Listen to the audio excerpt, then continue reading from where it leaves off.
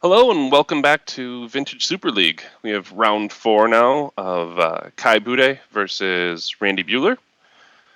Randy on dredge, hoping for a little bit of better luck than last time, and Kai hoping to prove that his deck can beat something.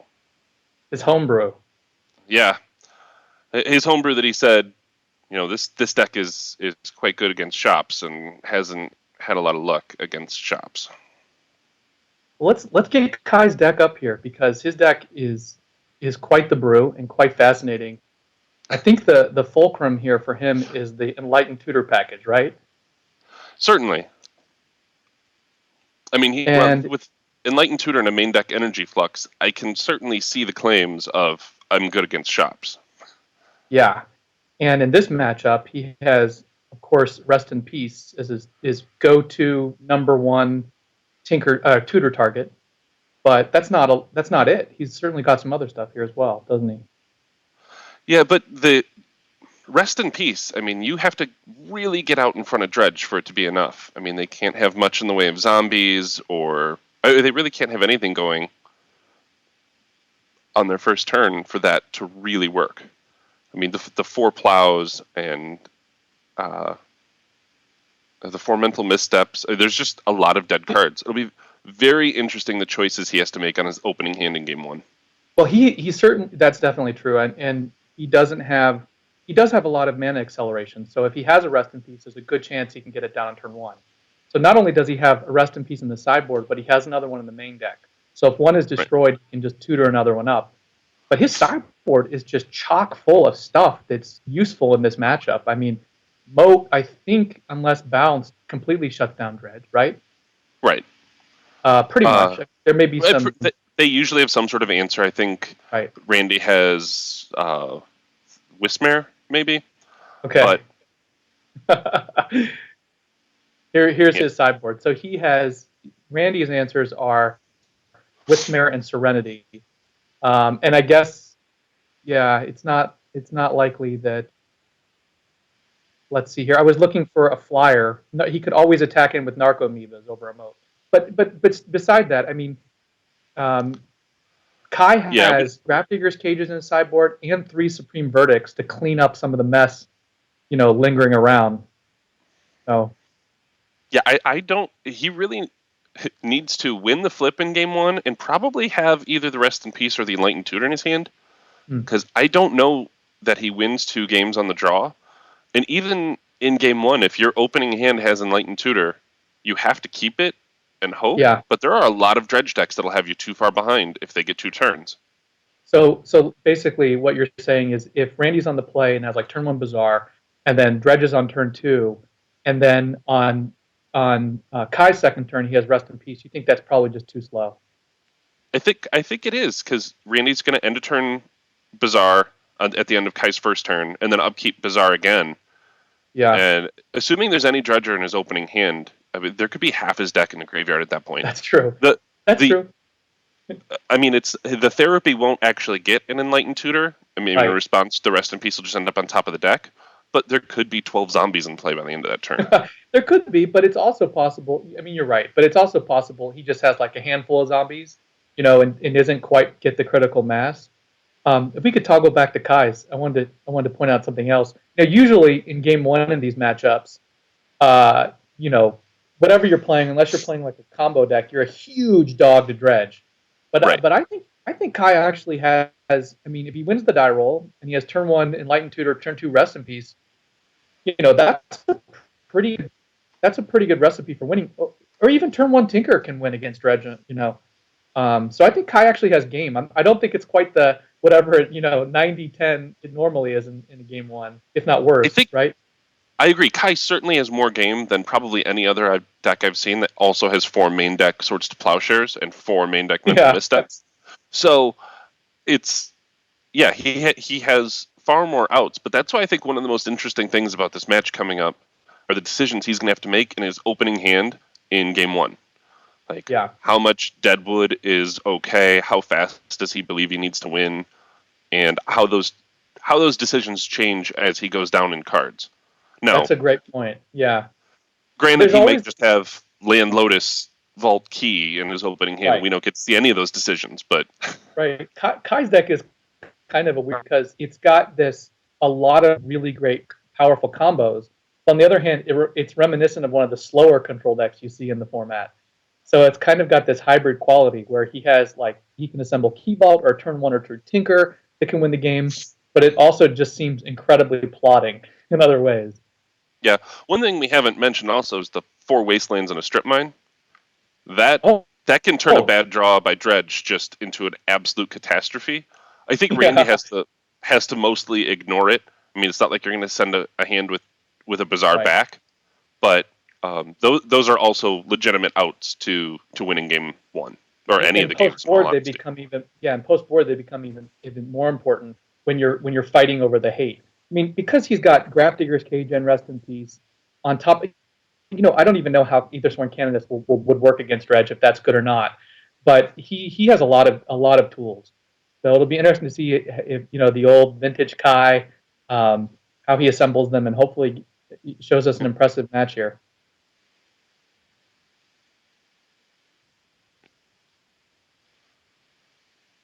Yeah, Bob. Let me just ask you. I don't know. We'll put a plug in for our sponsor. Have you used Puka Trade yet? Most of my experience with Puka Trade has been watching Numat. I don't do much with actual physical cards anymore. I go to about 2 Pro Tours a year, and I'll hit up a dealer here or there to try and get a deck, and that is about the extent of what I do with actual physical cards anymore. But you just don't trade a lot, but you still have your collection. I put away some vintage key items. Like I have a played set of vintage cards and then some collectibles that I put away. But all of my Magic cards fit on 1 4-foot shelf. Yeah, I'm not terribly far away from that, but I heard about Puka Trade for a long time, and I just never thought, because I'm not a trader. I'm like you. I go to a couple real tournaments a year. Maybe, local, and then a couple, like 2 or 3 big national vintage tournaments. But I signed up for it, and it's honestly ridiculous how easy it is to use, and it's amazing, and especially because I'm really into old school Magic, and there's a lot of like old school cards out there, like Flash Counter. So you just you wouldn't drive to the store to pick up or pick up on eBay. I just put them up and in they come. So it's been really fun and really cool. I got I actually watch Numat stream quite often, and he's been assembling an EDH deck for a charity event, and it's been fantastic watching him. He'll just sit there and open up the mail, hold them up. Like people have been inserting like just different bonus cards, things that they're in different languages, and he'll kind of hold it up to the camera and say, "I'm not even sure what this is," but it's been really entertaining. It does make the mail experience a lot more fun than just getting bills. So it is exciting, and you never know kind of what's exactly is going to be in there. And I've had a lot of riffraff that I've just accumulated over the years, despite the fact that I probably don't have as big of a collection as you might imagine. So just things like like I found a foil char, just little things. I'll just mail it out, and it just adds up, and I get some stuff, plug some holes in my vintage collection, and then sort of round out some of my old school stuff. It's been really cool. I got a lot of old school stuff. So it's a fantastic service. I'm really glad it's around. I would use it quite often if I played more paper Magic. Great. Well, I think the match is ready. We'll go down and see if Kai has any interesting decisions in his opening hand.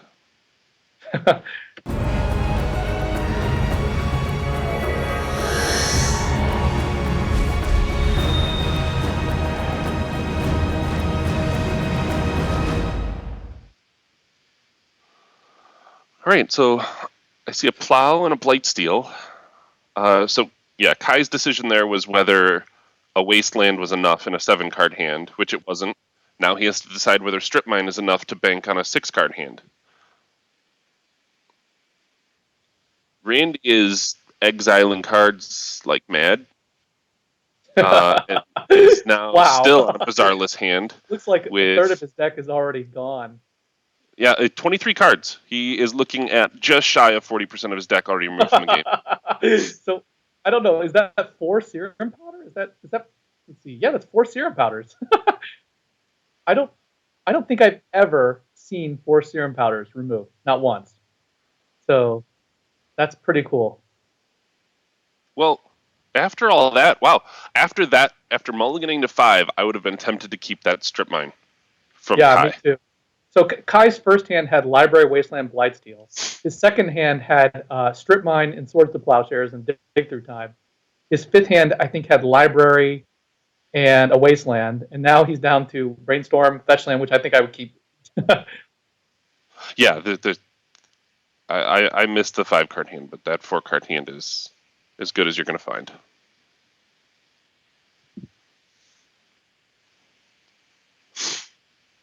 What's Randy got in hand here? Does he have a Dredger? Well, he's a Bazaar, and he used his Mulligan Scry to put Golgari Grave Troll on top.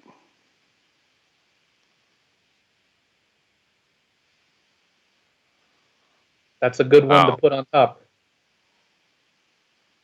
So I'm wondering if Kai put that Enlightened Tutor on top, and that's why he didn't. Yeah, Kai put the Enlightened Tutor on top off his Mulligan, so he didn't want to sack the sack land and shuffle it away. I know it's very tiny, but is there anything significant that Randy exiled that we should just take note of? Like a Flamekin Zeal? I mean, couple of Cabal therapies, one of his Narcomoebas, a few Dredgers, looks like 2 Dread Returns, but I don't see any Bridge from Belows. There's only 1 Narcomoeba over there. That's remarkable. It's like one of the best 23 he could have exiled. Yeah, I mean, Icarid's Thugs, it looks like. A bunch of lands and serum powders. Some mathematician out there ought to tell us what the probability of following, the dredge plan is, and then exiling all four of the serum powders is. It can't be. Well, this, Kai is just set up very well here. He just has to survive one more turn. He doesn't even have to worry about anything getting destroyed from his hand because he's staring down a double Bazaar on Randy's turn. So this first dredge, if it hits more dredge, this is going to get wild. Yeah, but he doesn't. It's not like did not. It hit a Narcomoeba, but and the other thing is Randy doesn't have a lot of library to work with here. I mean, I think he has 18 cards left in his library, if I'm seeing this right. He's already dropped 2 bridges. Now he has his second Narcomoeba out. There is a therapy. There is a Dread Return. It seems that Kai has just been too slow. I mean, this is basically what you talked about. Because even if he can get that Rest in Peace down, he's going to be facing, let's say 4 zombies here, if not more. Yep. Well, and Randy still gets to... He might just get to dump the rest of his library in the graveyard? I'm confused. He'll probably save 1 card. So Kai didn't play turn 1 Brainstorm. He waited to turn 2? Because he wanted to draw the Enlightened Tutor. Even though he had a Pearl in his hand, he would have had to sack the sack land to Brainstorm, and that would have shuffled away the Enlightened Tutor. And this is what I was talking about, those interesting decisions that maybe you're just supposed to sack the sack land and hope you Brainstorm into one of your 2 Enlightened Tutors after the shuffle so that you can play a Pearl and Enlightened Tutor. Because this just wasn't fast enough. Really interesting. Yeah, I mean, Randy has the Flamekin. He's got bridges. He's got Dread Return. He's set up. He might even win here. Yeah, I don't know if he hits lethal, but he certainly gets enough into play that it's going to kill his opponent. He needs, let's see, he needs 7 creatures on the table to win, I think. Post Dread Return. Oh yeah, if he just sacks Narcomoeba Bloodghast and 1 zombie, that will put 6 more creatures. He'd have 9 zombies out and a Flamekin Zealot, and that's lethal. It. Wow. It's very lethal. Yeah.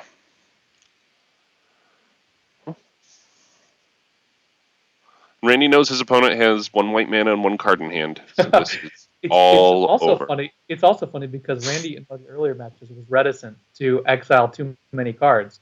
But here, he just did it as quickly as he possibly could have, and it's paid off. Look at that. Wow. Well, when we talked about all the cards that were left in his deck, I mean, I think you might Yeah. prefer to have a 37 card deck with 4 Yeah, of course. Budges and 3 Narcomoebas and all 4 of your Bazaars. One of the upsides to Serum Powder is not just finding the cards, but also thinning your deck. Yeah. Well, he was certainly on the right side of variance with those. Serum Powder is one of the most interesting cards in Vintage. It's certainly an interesting card to think about. So it looks like Kai is taking out Tinker Colossus. I would keep that in on the play, because I've beaten Dredge with that on the play. But he does have a lot of good stuff to bring in. It's interesting that he's taking out Tinker Colossus but keeping in Key Vault. And I would definitely take out that Crucible, wouldn't you?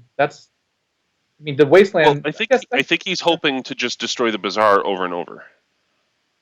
Fair enough. I guess the Wasteland Crucible does something, but it seems awfully slow. I think it's too slow, because once your opponent Bazaars once and they get a Dredge in the grave, they might just chain into more Dredges. I mean, it might take a few extra. It will take a few extra turns to kill somebody, but it's not like Kai's deck closes the gap in those few turns. He either has one of his, well, I should say sideboard cards, because some of them are in his main deck. He either has one of his stoppers in play, or he doesn't.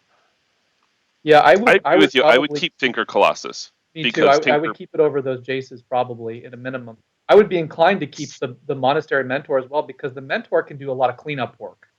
When you cleared out the graveyard, but there's still some things lingering around. But he's bringing in some Supreme Verdicts here. He still needs one more card in his main deck. It looks like he has an Engineer Explosives as well. I can't tell for sure. Oh, okay, there we go. Brought in the. He needs to be able to see his deck a little bit differently here. There's so many singletons and peculiar. So Kai had apparently not figured this out ahead of time. Yeah. He's still just kind of playing maybe this, maybe that, a little bit of this. Those plows, I'm not sure what they do. Yeah, I think he just realized that. He's like, whoops, I better get these things out of here. There we go. Bring in some other goodies. Yeah, at least those other cards are blue. Well, he got there. It just took him 2.5 Even Supreme Verdict is blue. Yeah. No, it's true. Here we go. You got to give Kai more credit.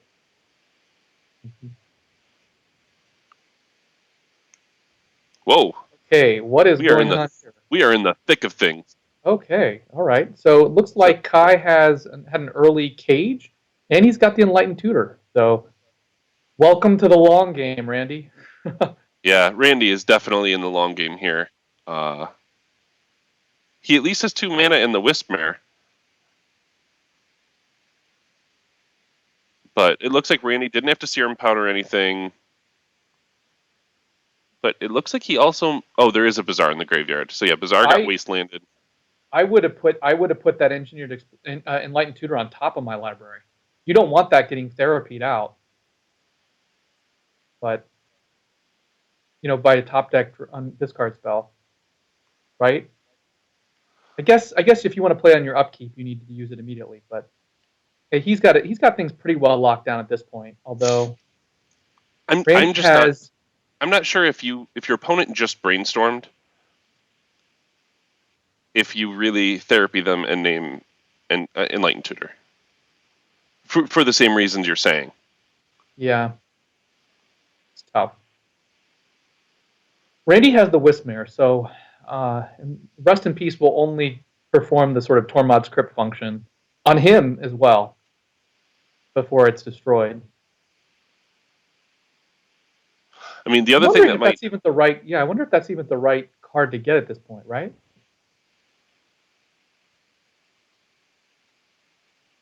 So Randy is going to end step. Sorry, Kai is going to end step top, and then he's going to have to decide what to tutor for. If he has another white, he can get Moat, but that's just as vulnerable to Wispmare.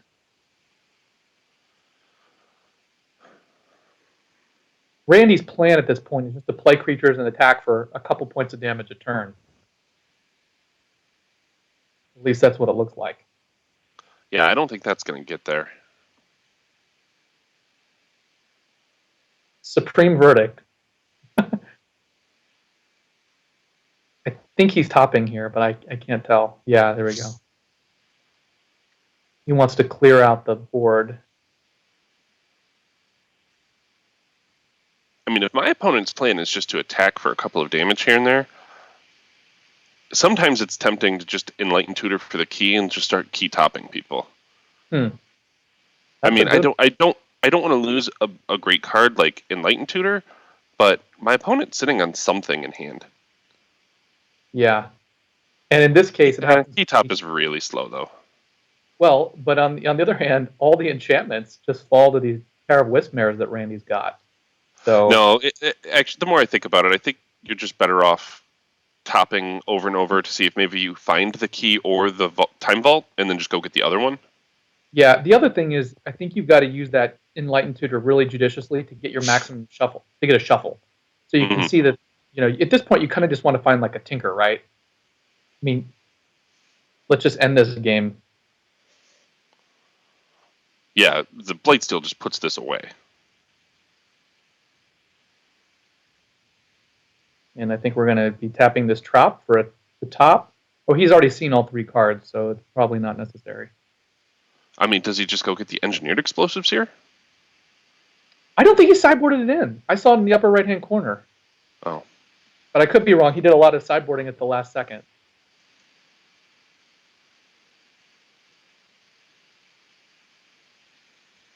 But it is funny. The explosives were 2, would just wipe out Randy's board here.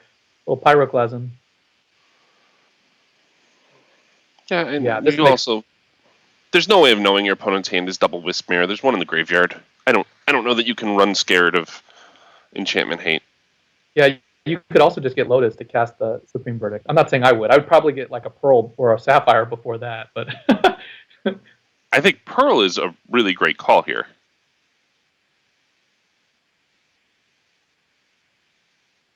I mean, Pearl not only lets you cast this Verdict, but it allows you, if you draw a moat or whatnot in the future.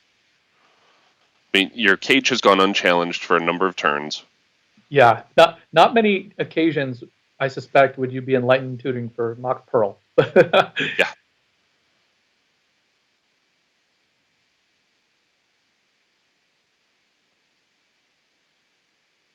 We should note, though, that Kai is on a 3-turn clock, so he has to do something.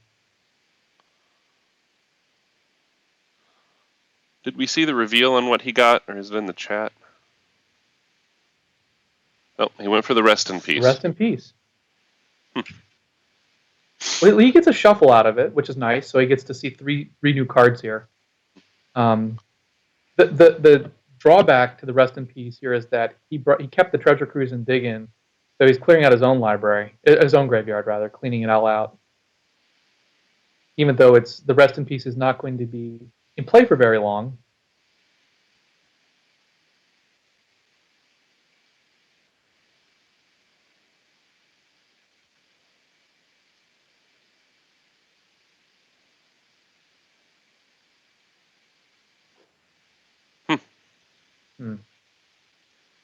I really like your line with the Pearl. I think stabilizing your mana base, making almost all your spells castable from that point forward, is a great place to be when your opponent's not tapping Bazaar of Baghdad. Yeah, and all the extra mana is useful here, like you pointed out, like Moat, Supreme Verdict, Top. Certainly can't hurt. Randy is a double. One of the things you don't see good Dredge players do in situations like this is play the second Bazaar, because it just has almost no, not just diminishing returns, but almost no utility at all when you're just trying to filter through your library. Right.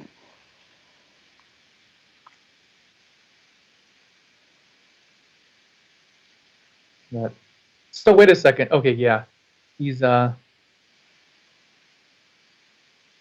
seems like a pretty easy discard here.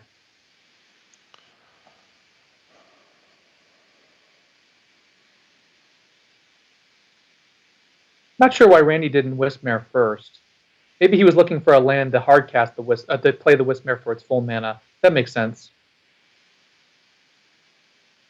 You can see that Kai has 1 card in hand, so if he could play Wismare for its, what does it cost, 3 mana? Then He would have been able to take out the rest in peace and shorten the clock. But now Kai has to find another mana.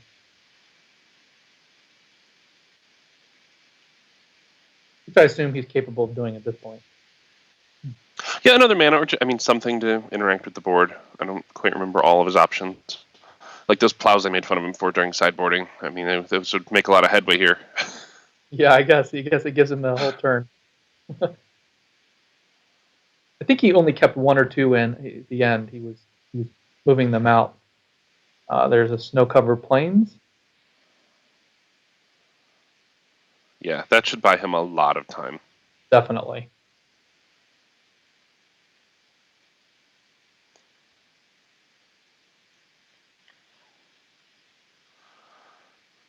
Randy has a graveyard again.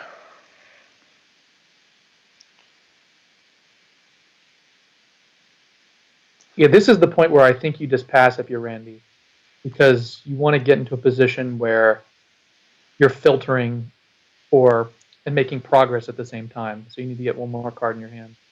If you have anything in your deck that deals with the cage, I would take my shot when my opponent has no cards in hand when they have top out and 4 mana. Fair enough. See, Randy though has a pretty big library. He's got 39 cards, and he's not under any pressure whatsoever. That strip mine's pretty nice. Oh boy, yeah. I would take out one of the mana confluences. I think.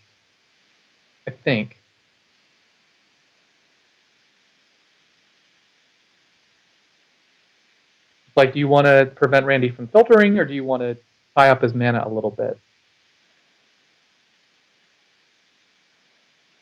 Oh, no, I think you just hit the bazaar. I think you're so far ahead on somebody who's just playing off the top of their deck, off of 2 mana and 1 card in hand. That's true, but your next Wasteland and your topping is just really devastating. But fair enough. Decide to use the bazaar in response. Clear out the detritus. Still got the Wismare. Randy now has 37 cards in his library. That Icarid will always go in the stack, but not go anywhere, as long as the cage is keeping it nailed down. Oh, here come the beats. Yep. Yeah, at this point, I think that's the greater danger, honestly. It's just the 2 casting cost creatures, because he's got a bunch of them.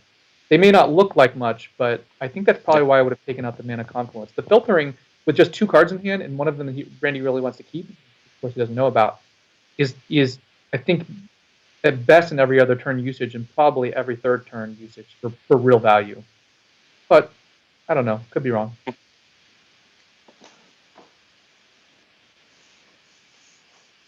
I think if Randy tries to do nothing but 1 bazaar for 3 turns, the card selection from that top is just going to murder him.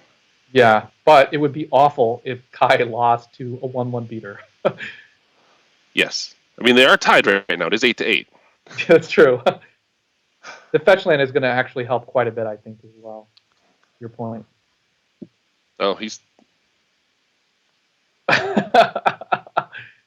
Wow. Oh, boy. I don't know that I would shuffle away my top to cast Treasure Cruise here. That's tough. I like having top shuffle in play, I think, more than just drawing 3 cards here. It's interesting, when I say these things, it's not to say that I know what the correct line is, but to illustrate that there are so many different lines. There are a lot of different options. I think it's best just to give your first impression. I mean, neither one of us are sitting there tanking about each of these plays. I tend to agree with you. Like, looking at my top 3 over and over with a deck that shuffles a lot under a 6-turn clock is usually better off than 3 random cards off the top of my deck. But yeah, I don't know. This is tough. I'm just going to cringe if Kai just bricks for 5 turns. And if Randy draws another mana, we're going to see a hard cast Wismare. We are indeed. But I'm really hoping that Kai pulls this out. Well, Well, I think Kai will just untap this time vault.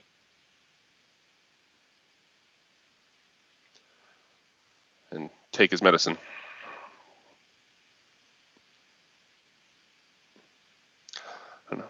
That Aquamoeba is sending a message every turn. Getting it done. Yeah, if it was Aquamoeba, this game would be over. But the Narcomoeba... Oh, yeah, sorry, Narcomoeba. Yeah, thank you very much. Jeez, this is brutal. Oh. This is just... Oh. It's just painful. Come on, Kai. He's going to wish that time vault was already untapped.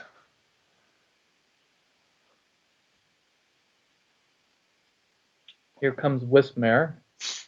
And he's going down to 6. This will put Kai on a 1-turn clock. Gee, Christmas. Yeah, I think Kai's... you untap the time vault here still.